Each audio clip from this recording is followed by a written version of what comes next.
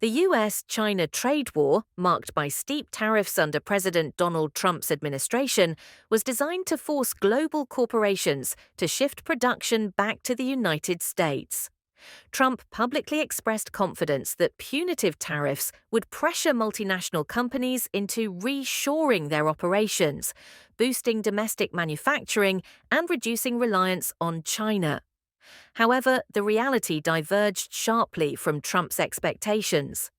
Instead of accelerating a return to the US, many companies began reassessing their global investment strategies to minimize exposure to US-China tensions.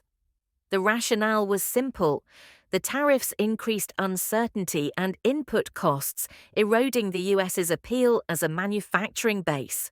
Rather than reshoring, firms diversified supply chains into Southeast Asia, Mexico, and increasingly China itself, where government incentives, a vast consumer base, and superior infrastructure made it more economically viable.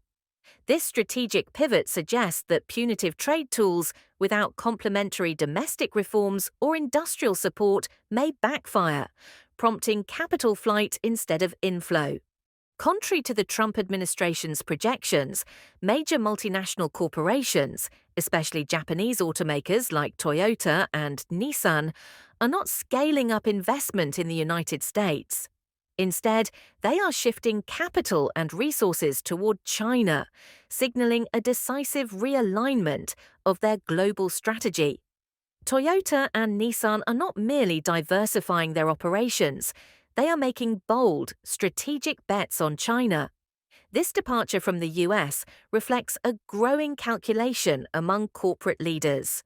China, with its rapid EV adoption, state subsidies, and market stability, presents stronger growth prospects and operational advantages than the politically volatile and costlier US market.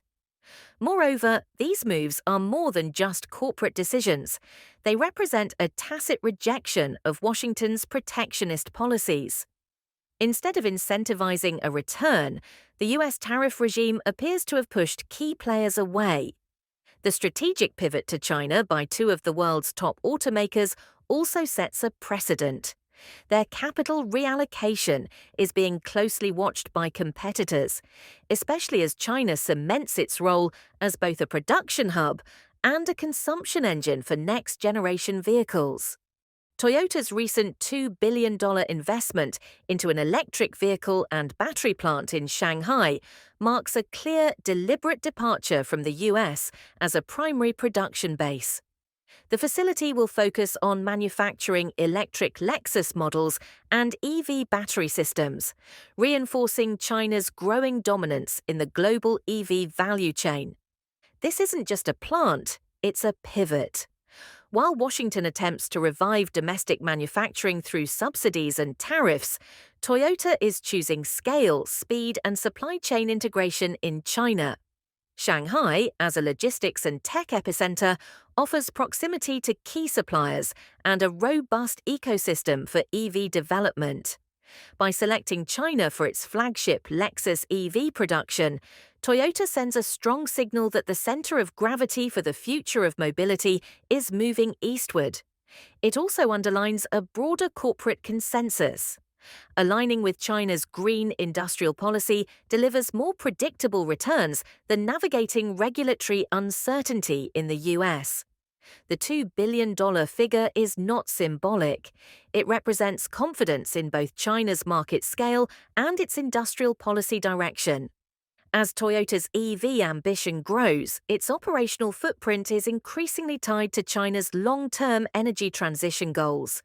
Toyota's decision to expand in China is not an isolated act. It reflects a coordinated trend among global corporations, recalibrating their supply chains in defiance of US tariff policy. By deepening operations in China, Toyota and its peers are challenging the core premise of Trump-era protectionism, that higher tariffs would repatriate manufacturing to American soil. Rather than retreat, companies are doubling down on China, signaling a pragmatic response to geopolitical volatility. China is emerging as the second home for multinationals, not only for production, but increasingly as a base for R&D, market testing, and regional HQs. This marks a decisive shift in global investment logic. Firms are no longer aligning solely with political alliances, but with economic ecosystems. For many industries, especially EVs, semiconductors, and green tech, China offers unmatched advantages in scale, talent, and policy clarity. Toyota's bold move sets a precedent. Decoupling may dominate political headlines, but supply chain strategies are quietly re-globalizing, just not in the direction Washington hoped. Toyota's latest project in China, valued at 14.6 billion yuan, approximately $2 billion, is more than a manufacturing investment. It's a strategic alignment with Beijing's national priorities: green growth, carbon neutrality, and next-generation mobility. The facility is designed to produce electric Lexus vehicles and EV batteries, directly contributing to China's 2060 carbon neutrality goal. Beijing's industrial strategy rewards firms that support its dual carbon target and localize clean technology. Toyota's investment thus positions it to benefit from preferential policies, tax incentives, land grants, and fast-tracked permits reserved for green-certified projects. More broadly, the project reflects the rising convergence between corporate ESG goals and state-driven sustainability agendas. As investors and governments demand decarbonization, Toyota is embedding itself in a market where environmental regulation is not a threat, but a competitive advantage. In aligning its capital with China's green industrial policy, Toyota is not only hedging against regulatory risks in the West, it is positioning itself for long-term relevance in the world's largest EV and clean tech market. Toyota's bold investment in China, despite rising political pressure from Washington, underscores a broader trend. Multinational corporations continue to view China as an essential market, too strategic to abandon. This move reflects not a political alignment, but a market calculation grounded in scale, growth, and industrial advantage. Amid growing calls in the US for companies to decouple from China, Toyota's action sends a clear message. Firms are prioritizing commercial logic over geopolitical rhetoric. The EV sector in China offers scale unmatched anywhere else, making it difficult for any global automaker to walk away. Toyota is not alone. Its decision is part of a wave of corporate bets on China, from semiconductors to renewable energy. This confidence persists even as diplomatic tensions rise, highlighting the deep structural reliance global industries have on China's market and supply chain. Ultimately, Toyota's investment demonstrates a harsh reality for US policymakers. Economic interdependence is not easily reversed. While governments set the tone, markets dictate the tempo, and right now, the tempo still leads to China. Facing slumping sales and intensifying local competition, Nissan has committed $1.4 billion to revamp its China strategy. The plan includes launching 10 new NEV, new energy vehicle models, a last-ditch effort to retain relevance in the world's largest EV market. The investment is not just a growth initiative, it's a survival strategy. Chinese automakers like BYD and NIO are rapidly dominating the domestic NEV segment, leveraging state support, cost advantages, and faster innovation cycles. For legacy players like Nissan, standing still means falling behind. By committing to NEV expansion, Nissan is acknowledging a hard truth. The Chinese consumer is no longer just chasing price, but performance, connectivity, and sustainability. The new models will be tailored to these demands, developed, produced, and priced locally. Nissan's push is part of a broader repositioning among foreign car makers who once dominated China but are now struggling to adapt. The message is clear. To compete in China, they must build for China. Japanese automakers are not abandoning the US market outright, but their strategic focus is unmistakably tilting toward China. Toyota, Nissan, and Honda continue to operate in the US, but new investments, product rollouts, and R&D expansion are increasingly concentrated in China, drawn by its superior growth prospects and cost advantages. The logic is hard to ignore.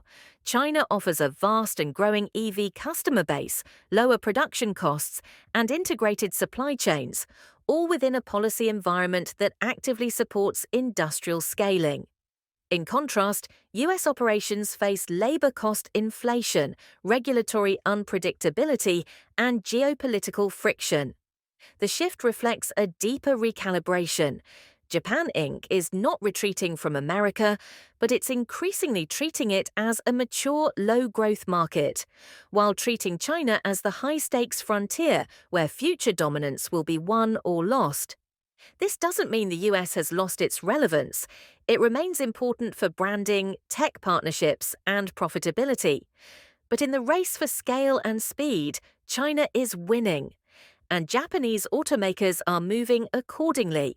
Beyond Japanese automakers, a wide array of global giants, including Volkswagen, Tesla, Siemens, and BASF, are accelerating their investments in China, signaling deep-rooted confidence in the country's economic trajectory, despite mounting geopolitical risks.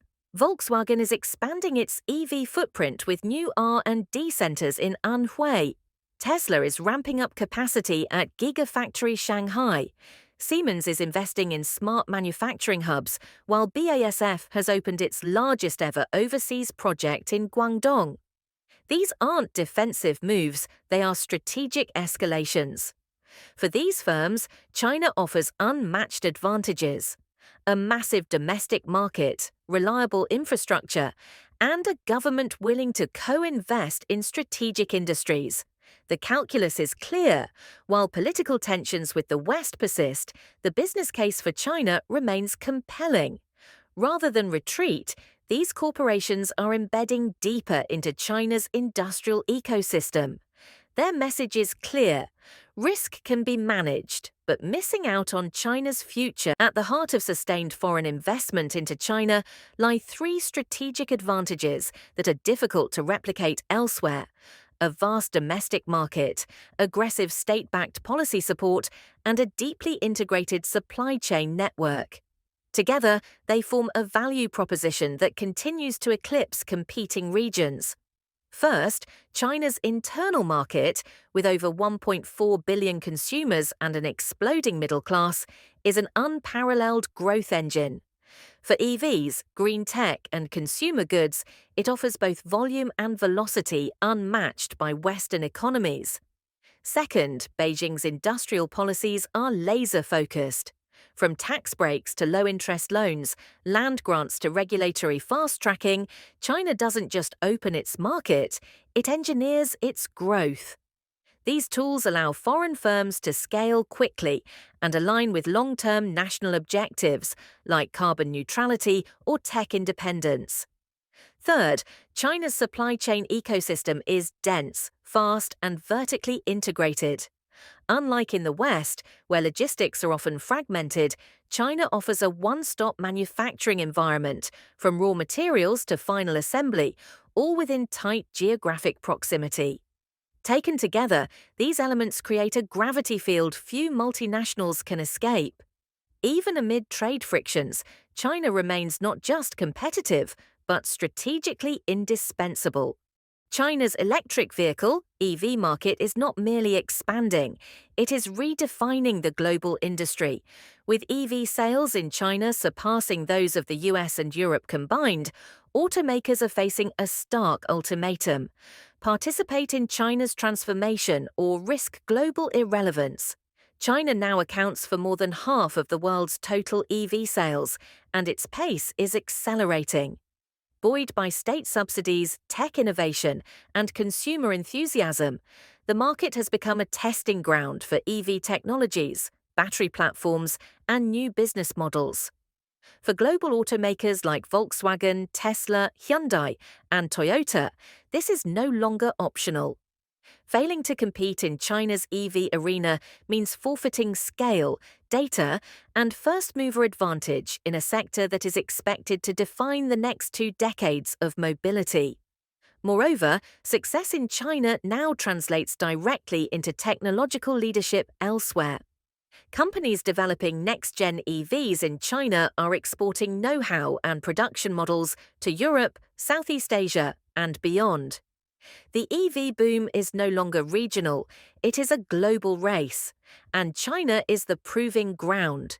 Despite Washington's efforts to lure manufacturing back through tariffs, regulatory reform, and investment incentives, the US has struggled to match China's scale, speed, and strategic coherence. For many global firms, the choice remains clear. China's industrial ecosystem still delivers superior commercial value. The Inflation Reduction Act, IRA, and CHIPS Act have injected billions into the US economy, aiming to reshore production and secure supply chains. However, bureaucratic delays, labor constraints, and political uncertainty have diluted their impact. Meanwhile, China offers a full-stack solution: integrated infrastructure, policy predictability, and a captive domestic market that accelerates scale. For automakers, electronics giants, and clean tech firms, that means faster ROI and more reliable operations. US incentives may check political boxes, but China's offering wins in the boardroom. Market gravity, not ideology, is driving decisions. The United States is facing a structural erosion of its position in the global automotive value chain. As supply networks increasingly gravitate toward Asia, led by China, Japan, and South Korea, America risks becoming a peripheral player in the very industry it once dominated. Automakers are localizing more of their R&D, battery production, and final assembly in Asia to capture both cost efficiencies and proximity to next-generation markets. This reallocation is quietly redrawing the global map of industrial power. As EVs and smart mobility redefine the sector, the core of value creation is shifting from traditional engine manufacturing to advanced electronics, software, and integrated supply chains, precisely where Asia excels. The US, by contrast, is playing catch-up amid regulatory frictions and infrastructure gaps. If left unaddressed, this migration threatens to marginalize the US in future auto innovation cycles, turning it into a high-cost consumer market rather than a production and innovation hub. The ongoing investment shift toward China and Asia reveals a hard geopolitical truth. Trump-era protectionism has not only failed to bring back manufacturing, it may have hastened America's relative decline in the global economic hierarchy. Tariffs, reshoring incentives, and America First rhetoric were designed to reverse globalization. Instead, they prompted corporations to diversify around, not away from, China, accelerating the decoupling of US influence from key industries like EVs, semiconductors, and green tech. This signals more than a policy miscalculation. It reflects a structural rebalancing of economic gravity. Asia is no longer just the factory of the world. It is becoming the headquarters of value creation, innovation, and market demand. Trump's legacy, intended to restore industrial dominance, may end up cementing a new global order in which the US plays a smaller role, not by force, but by corporate choice. While the US-China trade war was initiated as a geopolitical maneuver to contain China's rise, Beijing has leveraged the disruption to entrench its position as the nucleus of global industrial strategy. Instead of retreating, China doubled down, streamlining its policies, upgrading its tech base, and inviting capital on its terms. Multinational corporations are now competing, not hesitating, to gain access to China's rapidly evolving domestic market. From EVs and semiconductors to green tech and AI, the country is no longer just a production base, but a key node of innovation and demand. This power shift is not accidental, it is policy-driven. China has transformed global tensions into momentum, building out its supply chain self-reliance while offering global firms a path to scale, provided they align with national goals. In the end, the trade war didn't isolate China. It clarified its economic centrality. And in a fragmented world, companies are betting on stability, size, and state capacity. Right now, that center of gravity sits in Beijing.